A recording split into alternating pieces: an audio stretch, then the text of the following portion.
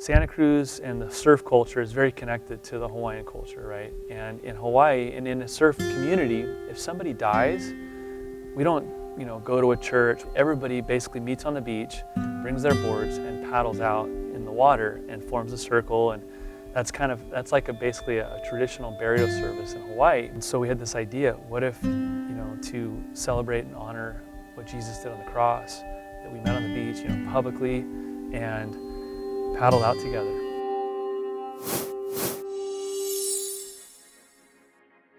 Hey guys, welcome to Faith Center. Here in Eureka, we seem to get a lot of travelers passing through, and we actually have one stopping by to talk with us today. Not your typical traveler, though. Actually, a friend of mine named Danny Bennett. He's the pastor of Santa Cruz Hope Church. Tell us a little bit about your church. What's Hope all about?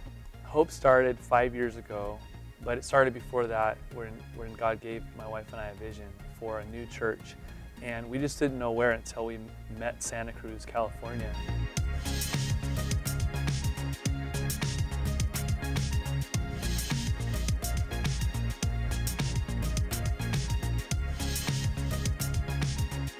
It's a city of 250,000 people, and probably less than 5% would call themselves a Christ follower. So it's a town, not unlike Eureka, where there's just a lot of hurting people, a lot of brokenness.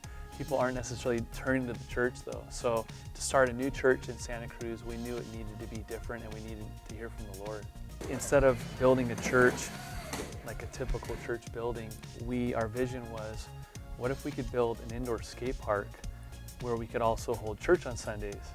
And so if you come to our church on Sunday, there's free pancakes, there's coffee, a bunch of just welcoming, friendly people, and you walk in and you might notice something different because there's chairs and lights and music, but on the sides of the auditorium, there's a bunch of skate ramps. And then if you come on Monday, the place is completely transformed because Monday night is skate church, and we have multiple different services for different age groups because we've got lots of kids that want to come, and we serve them pizza.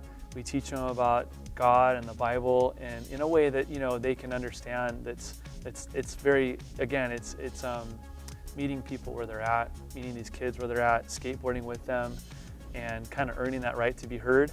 And but it's been amazing to see how open people really are to hear the gospel. It's kind of revolutionary. It's definitely different than a lot of other churches, doing things like that. Do you have any advice for churches who want to kind of get out of the box as far as reaching out? Absolutely. Yeah, I think every community is different, and the needs of the community is different everywhere, and God is so creative. That's the cool. He obviously created everything, and he's like the best at that.